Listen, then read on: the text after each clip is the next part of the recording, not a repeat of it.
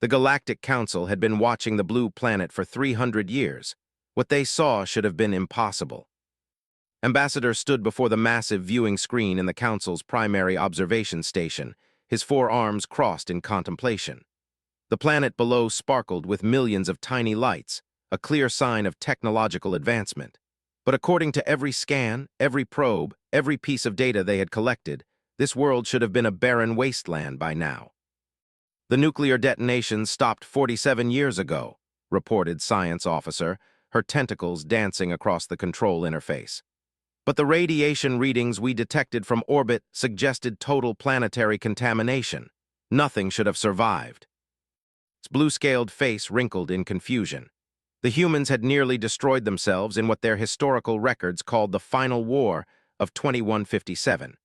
The Council had written them off as another failed species, one of thousands that had eliminated themselves through violence and ignorance. Yet here they were. Sir, continued, we're detecting massive orbital installations. They weren't there during our last survey 50 years ago. The viewing screen shifted, revealing structures that made even the veteran Council members gasp. Enormous space stations hung in perfect formation around the planet, connected by streams of light that pulsed with unknown energy. Each station was larger than the Council's greatest warships, and there were dozens of them. "How is this possible?"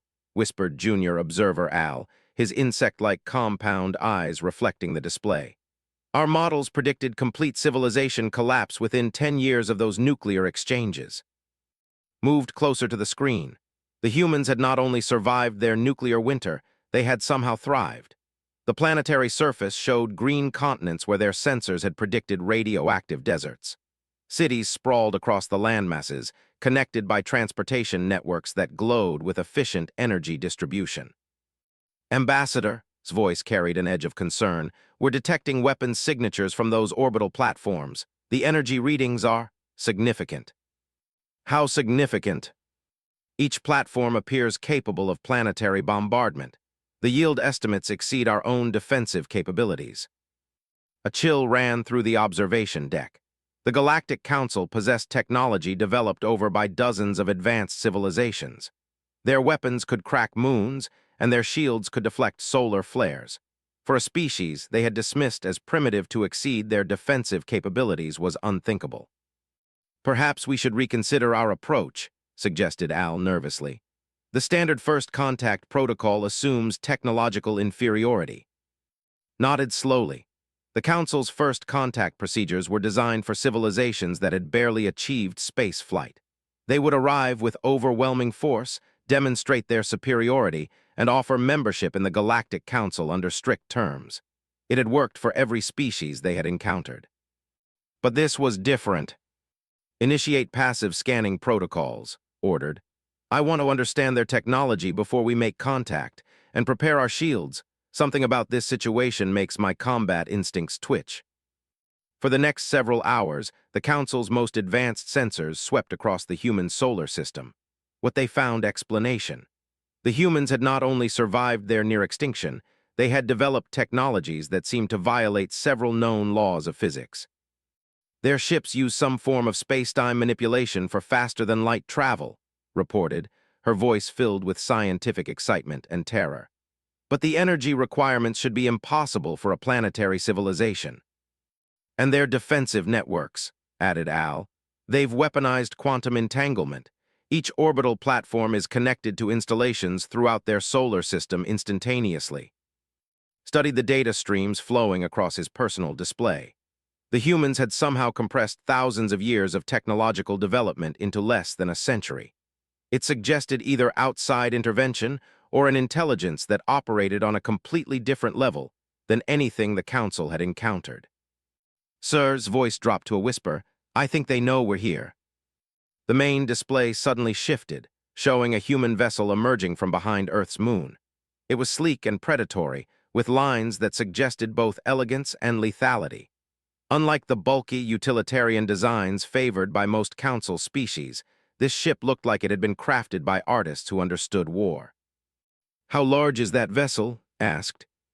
"Approximately one-third the size of our flagship, but Ambassador," paused, checking her readings twice. The power signature suggests it could engage our entire fleet. The human ship moved with fluid grace, accelerating to speeds that should have turned any biological crew into paste. Yet the Council's sensors detected life signs aboard, apparently unaffected by forces that would have been instantly fatal to any known species. "They're heading directly for us," Al observed unnecessarily. "Should we prepare for combat?" Considered their options. The Council fleet consisted of 12 heavy cruisers and 37 support vessels. They represented the military might of dozens of worlds and thousands of years of combined warfare experience. Against any previous first contact situation, it would have been overwhelming force. Now it felt inadequate. Open communication channels, he decided. Standard first contact protocols. Perhaps we can still salvage this situation through diplomacy. The communication array activated, broadcasting on frequencies that every known spacefaring civilization used for peaceful contact. The message was simple and had been refined over centuries of successful first contacts. "Greetings, inhabitants of the third planet. We are the Galactic Council, representatives of the civilized worlds of this galaxy. We come in peace to welcome you to the greater community of sentient beings." The response came immediately, and it chilled every member of the observation team to their core. "Galactic Council vessel, this is Earth Defense Command. You have entered restricted space without authorization. State your intentions or prepare to be fired upon." The voice was calm, professional, and completely lacking in the awe that typically greeted Council ships. There was no surprise at meeting alien life, no excitement at joining a galactic community. The humans spoke as if they had been expecting this moment. "How do they know our language?" Al whispered. That was indeed troubling. The Council's translators usually required several minutes of linguistic analysis before meaningful communication could begin. The humans had responded in perfect Council standard, using military terminology that suggested they understood not just the words but the concepts behind them. "Attention Earth Defense Command," replied carefully. "We represent peaceful contact between civilizations. Our intentions are diplomatic. We seek to establish formal relations between your people and the Galactic Council." Negative Council vessel. Earth space is closed to foreign military ships. Withdraw beyond the heliopause or face defensive action. The human ship had closed to within weapon range now, and the Council's sensors could analyze its construction more clearly. What they found made no sense. The hull appeared to be composed of materials that existed in multiple dimensions simultaneously, and the weapon system's every known principle of energy manipulation. "Ambassador's voice was tight with barely controlled fear. "Their weapons are charging. The energy buildup is unlike anything in our databases." Felt his species' ancient prey instincts activate. Something was very wrong about this entire situation. The humans should have been a primitive species struggling to recover from near extinction. Instead, they possessed technology that made the Council's greatest achievements look like children's toys. "This is impossible," he muttered, then activated the communication array again. "Earth Defense Command, we are not a military threat. Our weapons are powered down and our shields are in peaceful configuration. Your vessels carry planet-killer weapons and your fleet displacement suggests invasion capabilities," the human voice replied without emotion. "You have 30 seconds to begin withdrawal procedures." How could they know the exact capabilities of Council ships? That information was classified at the highest levels, known only to species that had been Council members for centuries. The humans had been isolated on their single world, recovering from self-inflicted devastation. 20 seconds. Sir, Al's voice cracked with panic. "Should we retreat?" His mind raced through the implications. If they would be admitting that a single human ship had intimidated an entire Council fleet. The political ramifications would be enormous, but if they stayed and fought. 10 seconds. The human ship's weapon systems reached full charge, and the Council's sensors detected energy patterns that registered as impossible. Whatever the humans had developed, it operated on principles that the galaxy's greatest scientists didn't understand. 5 seconds. Made his decision. All ships begin withdrawal procedures, move beyond the heliopause and maintain defensive positions. As the Council fleet began its retreat, the human ship followed at a distance that somehow felt both respectful and threatening. It was close enough to monitor their movements, but far enough away to avoid appearing aggressive. The precision of the positioning suggested military doctrine refined through actual combat experience. "Ambassador," reported once they had crossed the heliopause, "long-range sensors are detecting additional human vessels throughout their solar system. The actual size of their fleet appears to be substantial." "How substantial?" "Conservative estimates suggest over 3,000 ships, and sir, many of them are larger than anything in our databases." Stared at the tactical display showing red dots scattered throughout the human solar system. Each dot represented a ship that could apparently threaten Council vessels. The implications were staggering. "Begin preparations for a full intelligence report to the Council chambers," he ordered. "Priority Alpha classification." "Yes, sir." "Include a recommendation that we approach future contact with extreme caution. I suspect we have just encountered something far beyond our understanding." As the Council fleet to a safe distance, none of them noticed the small probe that had attached itself to their flagship's hull during the encounter. Deep within the probe's quantum processors, data streams flowed back to Earth, carrying detailed information about Council technology, ship configurations, and defensive capabilities. The probe had been attached for less than 30 seconds, but that had been more than enough time for Earth's artificial intelligences to analyze and catalog every aspect of the alien fleet. The information would be processed, studied, and incorporated into humanity's defensive strategies within hours. Back on Earth, in a command center buried deep beneath the Swiss Alps, Admiral Sarah reviewed the encounter data with satisfaction. The Council had reacted exactly as the predictive models had suggested they would. Their technology was impressive, but ultimately limited by their adherence to conventional physics. "Analysis confirms our defensive advantages," reported her AI assistant, a quantum consciousness that processed information at speeds that would have been impossible for biological intelligence. "Council technology follows predictable patterns based on unified field theory applications. Our multidimensional approaches maintain significant superiority." Admiral nodded, watching as her fleet adjusted positions throughout the solar system. Each ship was a masterpiece of human engineering, incorporating discoveries made during the desperate years following the final war. When humanity had faced extinction, they had been forced to think beyond conventional limitations. The results had exceeded even their most optimistic projections. "Maintain current alert status," she ordered, "and begin preparing the welcome protocols for our Council friends. I suspect they'll be back with reinforcements." In the depths of space, the Council fleet continued its retreat, unaware that their first contact with humanity had already determined the balance of power between their civilizations. The humans had evolved beyond the simple species that had once threatened to destroy itself. They had become something far more dangerous. They had become united. 3 days after their encounter with the human vessel, the Council fleet received new orders. High Command had reviewed their reports and reached a decision that chilled Ambassador to his core. "Full military response authorized," read the communication from the Council's Supreme Military Commander. "Deploy the 7th Battle Fleet to human space. Establish dominance through overwhelming force.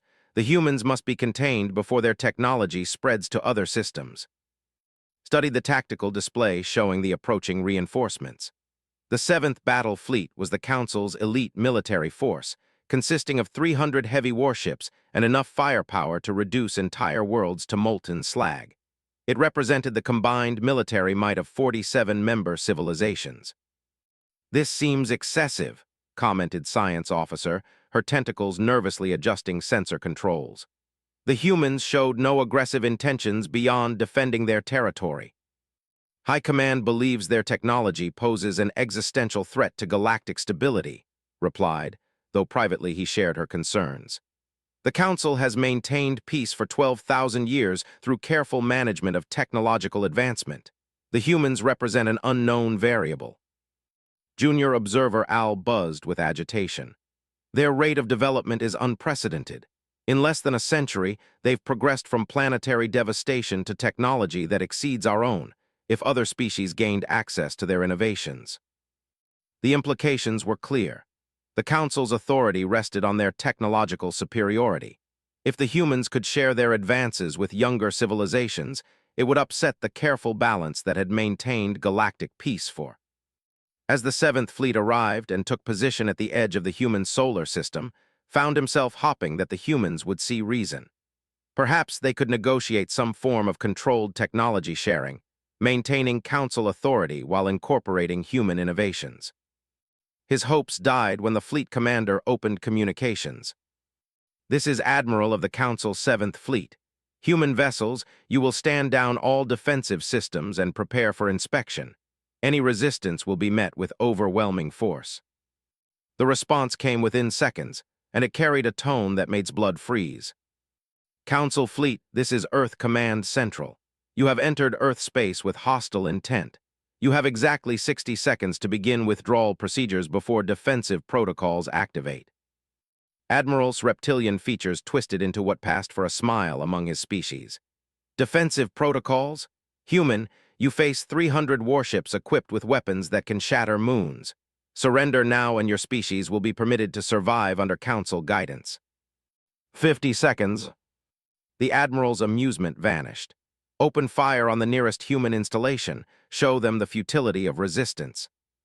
The Council's most powerful weapons unleashed simultaneously, targeting one of the orbital platforms surrounding Earth. Fusion beams, particle accelerators, and quantum disruptors converged on a single point with enough energy to vaporize a small city. The human platform's shields absorbed the entire barrage without even flickering. "Analysis impossible," reported the fleet's chief science officer, his voice shaking. "The energy should have overloaded any defensive system. Their shields are operating on principles we don't understand." 40 seconds, the human voice continued calmly. Admiral's confidence cracked. All ships concentrated fire on their largest orbital installation, maximum power. 300 ships opened fire simultaneously. The combined firepower could have reduced Earth's moon to dust in minutes. The energy discharge lit up space like a miniature star, pouring destruction toward the human platform with the fury of angry gods. The shields held. "Impossible," whispered Admiral. "Nothing can withstand that level of concentrated fire." 30 seconds. Across the Council fleet, officers stared at their sensor readings in disbelief. The human platform hadn't just absorbed their attack, it had somehow converted the incoming energy into additional shield strength. Their weapons were actually making the human defenses more powerful. "Sir," reported the science officer, "long-range sensors are detecting massive energy buildups throughout the human system. Every orbital platform is charging weapons simultaneously." 20 seconds. Admiral's tactical training finally overcame his shock. The humans weren't bluffing. They possessed defensive technology that made his entire fleet irrelevant, and if their weapons were equally advanced. "All ships emergency withdrawal protocols. Move beyond the..." 10 seconds. Space around the human orbital platforms began to distort. Reality itself seemed to bend and twist as weapons that operated outside conventional physics prepared to fire. The Council's sensors detected energy patterns that shouldn't have been possible weapon systems that drew power directly from quantum vacuum fluctuations. 5 seconds. "Withdraw now," Admiral screamed into his communicator. The Council fleet's engines roared to life, pushing ships away from Earth at maximum acceleration. But faster-than-light travel required precise calculations and careful preparation. Emergency jumps were dangerous and unpredictable. Time expired, Earth Command online. What happened next would be debated by Council scientists for generations. The human weapons didn't fire destructive beams or explosive projectiles. Instead, they reached across space with tendrils of manipulated spacetime, grabbing Council ships like insects caught in a web. 50 ships found themselves held motionless despite their engines operating at full power. The invisible grip was gentle but absolutely unbreakable, demonstrating a level of technological control that every known law of physics. "Council fleet," the human voice continued with the same calm professionalism, "your withdrawal was unsuccessful. Your ships are now under Earth command control. Shut down all weapons and prepare to receive boarding parties." Admiral watched in horror as sleek human vessels emerged from dimensional folds that hadn't been there moments before. The ships moved with impossible grace, their hulls seeming to phase in and out of normal space as they approached the captured council vessels. "How are they doing this?" demanded the science officer. "Their ships are transitioning between dimensions at will. The energy requirements should be astronomical." "Admiral," reported the communications officer, "we're receiving detailed technical specifications about our own ships from the humans. They know our weapon configurations, shield harmonics, even our classified structural weak points." The implications hit Admiral like a physical blow. The humans hadn't just defended themselves, they had somehow analyzed every ship in his fleet during the brief engagement. Their technology allowed them to scan and understand alien systems in real time. "This is First Admiral Sarah of Earth Defense Command," announced a new voice, female and carrying absolute authority. "Admiral, your fleet has committed an act of war against Earth by opening fire on our installations. Under the laws of war, I am authorized to respond with appropriate force." "Wait," Admiral called desperately. "This is a misunderstanding. The Council seeks only peaceful relations with your species." "Negative. Your fleet opened fire without provocation after issuing demands for surrender. Your peaceful intentions are not supported by your actions." The human boarding ships reached the captured Council vessels and watched through his sensors as impossible technology made contact. The human ships didn't dock in any conventional sense. They simply merged with the Council hulls, their matter somehow occupying the same space as the alien metal. "Boarding parties are inside our ships," reported Admiral's tactical officer, his voice high with panic. "They bypassed all security measures. Our sensors can't track their movement." "Human Admiral," Admiral tried again, "the Council is prepared to negotiate. We can discuss terms for—" "Terms have already been established," Admiral replied. "Your ships will be impounded pending investigation of war crimes. Your crews will be processed and interviewed. Depending on the results, you may eventually be permitted to return to Council space." "War crimes?" Admiral's voice rose to a shriek. "We are the Galactic Council. We are the legitimate authority in this galaxy." "Not in this system, you're not." Throughout the captured ships, human boarding parties moved with impossible efficiency. They wore suits that seemed to exist partially in normal space and partially somewhere else, allowing them to pass through Council security barriers as if they weren't there. Their weapons appeared to be small devices that could disable Council equipment by simply pointing at it. "Sir," whispered the science officer to Admiral, "preliminary analysis suggests the humans are using technology based on principles we haven't discovered yet. Their ships, weapons, and equipment operate by manipulating fundamental forces in ways that our physics says should be impossible." Admiral stared at the tactical display showing his mighty fleet helplessly captured by a handful of human vessels. In 30 minutes, 300 of the galaxy's most advanced warships had been neutralized by technology that operated like magic. "How," he whispered, "how did they develop such capabilities?" The answer came from an unexpected source. One of the human boarding parties had reached his command center, led by a figure in a suit that seemed to be made of controlled energy rather than solid matter. "Admiral," the human said, his voice carrying through some form of direct neural communication rather than sound waves. "I am Commander Martinez of Earth's 5th Dimensional Infantry. To answer your question, desperation breeds innovation." 5th Dimensional Infantry. When your species faces extinction, you either find new solutions or you die. Humans chose to find new solutions. We discovered that the laws of physics your council considers absolute are actually just suggestions. Reality is far more flexible than most species realize. Commander Martinez gestured, and a holographic display appeared in the air showing the aftermath of Earth's final war. The images depicted a world consumed by nuclear fire, its atmosphere poisoned and its surface irradiated beyond survival. "We had two choices," the commander continued. "Accept death or transcend the limitations that had brought us to that point. We chose transcendence." The hologram shifted, showing the desperate years that followed the war. Humans living in underground bunkers, their greatest minds working frantically to develop technologies that could restore their poisoned world. The breakthrough had come from an unexpected source: children born after the war who possessed mental capabilities enhanced by low-level radiation exposure. The next generation of humans could perceive dimensions beyond the standard four, Commander Martinez explained. They saw possibilities that previous generations couldn't imagine. Under their guidance, we developed technologies that work with reality rather than against it. Admiral watched the holographic display show humanity's impossible recovery. Within decades, they had not only healed their world, but transcended the limitations that governed other species. Their technology didn't fight against the laws of physics. It convinced those laws to behave differently.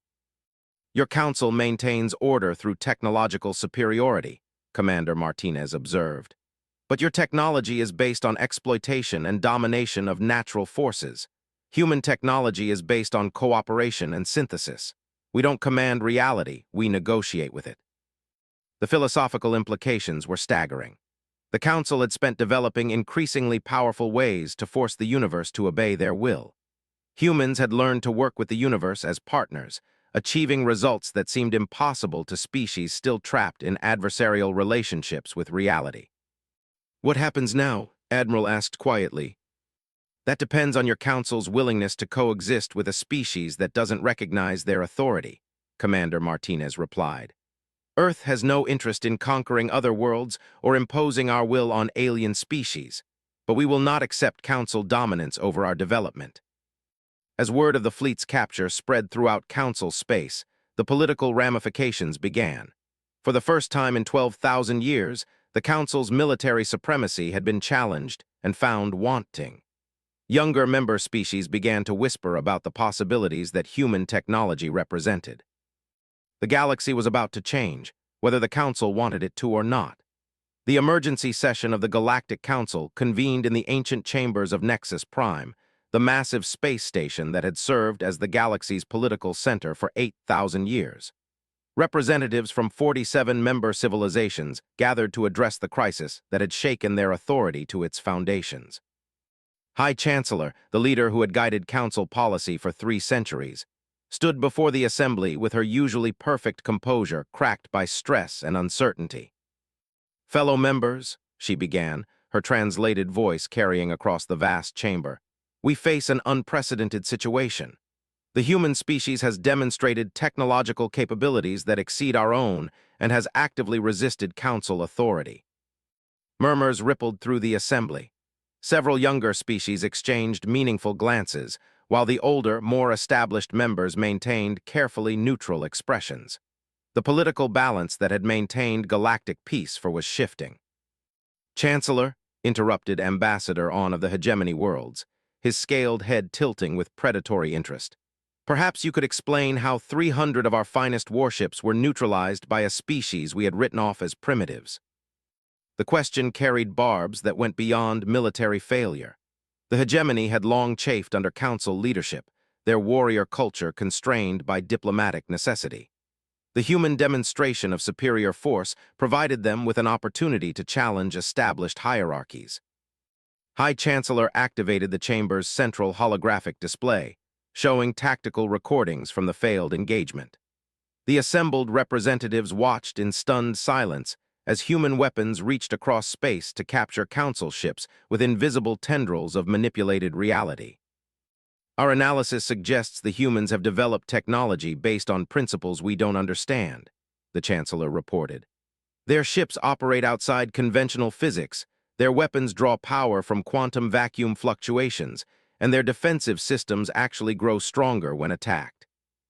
"Impossible," scoffed Science Director Ash, the ancient crystalline being who had overseen Council technological development for.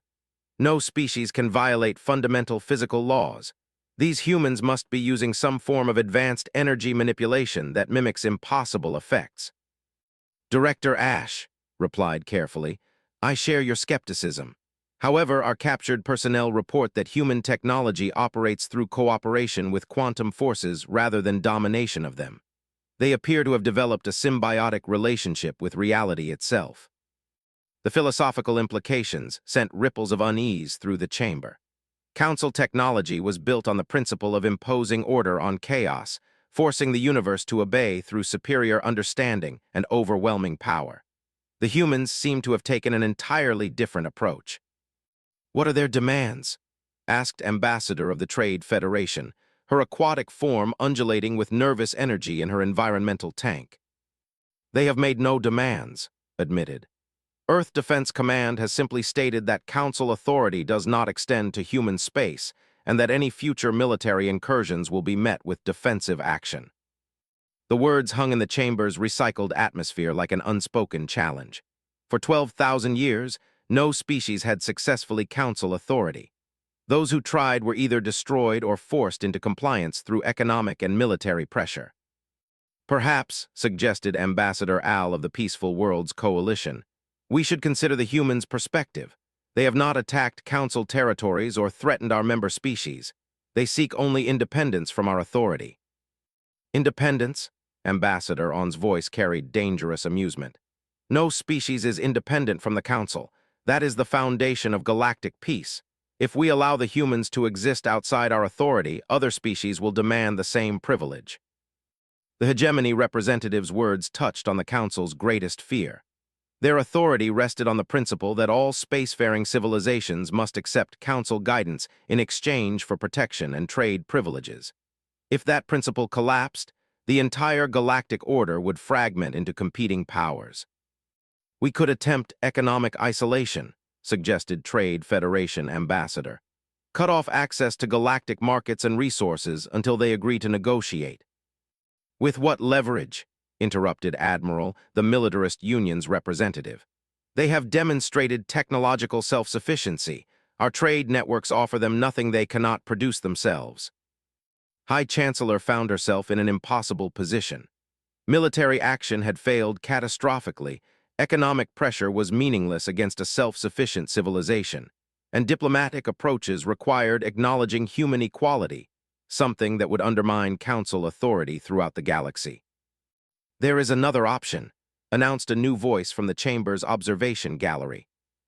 All eyes turned to the figure descending toward the assembly floor on a platform of controlled energy. The being wore a suit that seemed to exist in multiple dimensions simultaneously, and their very presence caused the chamber's sensors to register impossible readings. "I am Ambassador of Earth's Diplomatic Corps," the human announced, her voice carrying clearly without any technological amplification. "I have come to address the Council's concerns regarding my species." The chamber erupted in chaos. Several representatives demanded to know how a human had bypassed station security, while others called for immediate military response. Admiral was already reaching for his personal weapons when Ambassador raised a single hand.